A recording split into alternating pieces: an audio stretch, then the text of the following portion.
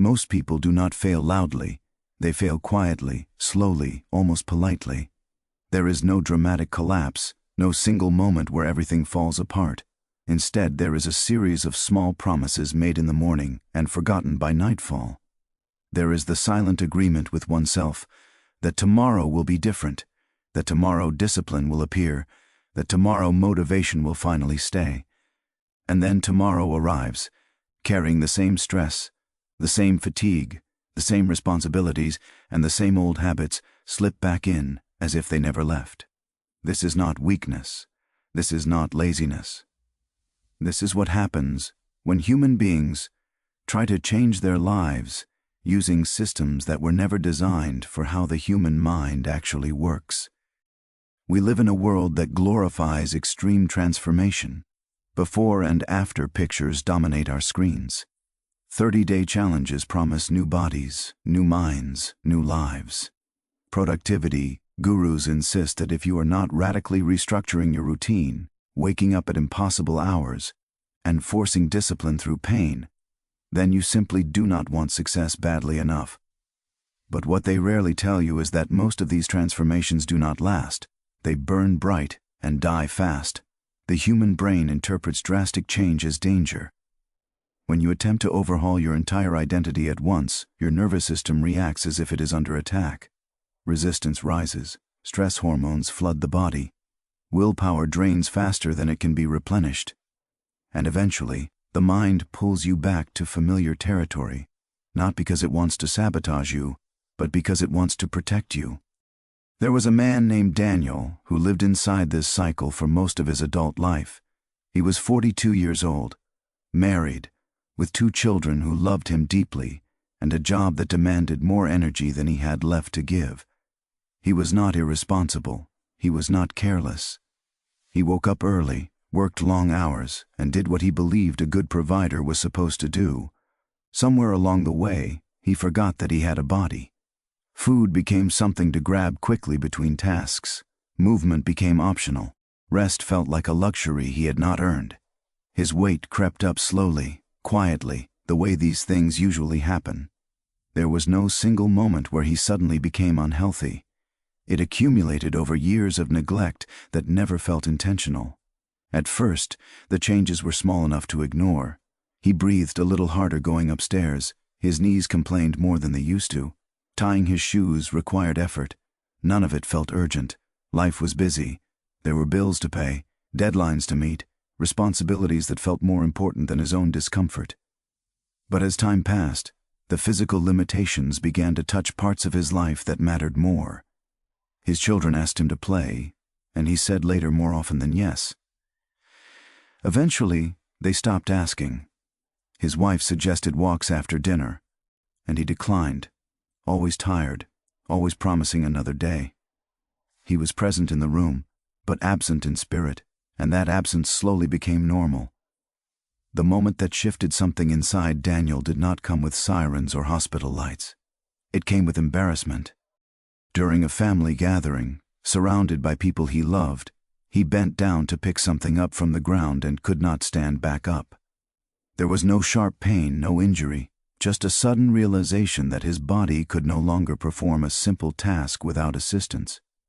Someone had to help him to his feet. His children watched in silence.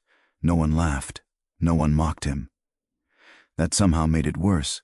That night, alone in the quiet, Daniel did not make a vow to change. He did not create a plan. He cried. Not because he hated his body, but because he had lost faith in himself. He had tried to change before, many times. Diets that lasted weeks, gym memberships that expired unused, promises that dissolved under stress.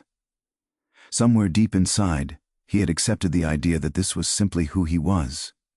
A few days later, almost without thinking, Daniel reached out to someone he had not spoken to in years, a former colleague who had once struggled with similar issues and now looked completely different, not just thinner, but calmer, more grounded. When Daniel asked how he did it, he expected to hear about discipline, sacrifice, maybe even suffering. Instead, the answer was simple and confusing. He learned how to go slowly. That response stayed with Daniel longer than he expected. Slowly did not sound heroic, slowly did not sound impressive, but slowly felt possible. The first instruction Daniel received was so small that it almost felt insulting. Every morning, before doing anything else, drink 1 glass of water, nothing more. No diet, no exercise, no rules, just water. Daniel laughed at the simplicity of it. He was carrying decades of weight, years of failed attempts, and this was the solution. But desperation has a way of softening resistance. The next morning, he drank the water. The morning after that, he did it again. A week passed, then another. And something unexpected happened. For the first time in years, Daniel had kept a promise to himself. That single action was not about hydration. It was about identity. Each morning, his brain received a quiet message that said, "I do what I say I will do." This is where most people misunderstand change. They believe that transformation begins with effort, but in reality, it begins with trust. When you repeatedly break promises to yourself, even small ones, your mind learns that your words mean nothing. Motivation cannot survive in an environment where self-trust has eroded. The glass of water was not meant to change Daniel's body. It was meant to change his relationship with himself. Slowly, almost imperceptibly, that relationship began to heal.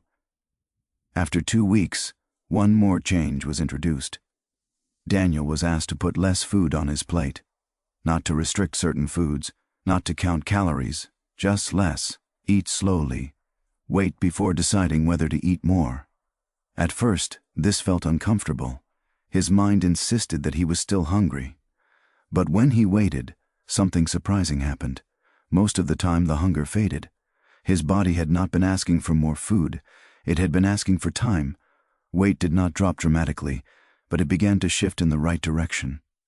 More importantly, Daniel felt in control for the first time in years. Movement came next, but not in the way he expected. No gym, no workouts, just walking from his front door to the mailbox and back. That was it. On the 3rd D, his daughter asked if she could come with him. That short walk became a daily ritual. Over time, without forcing it, the distance grew, a little farther, a little longer. His body remembered what it had been designed to do: move, breathe, live.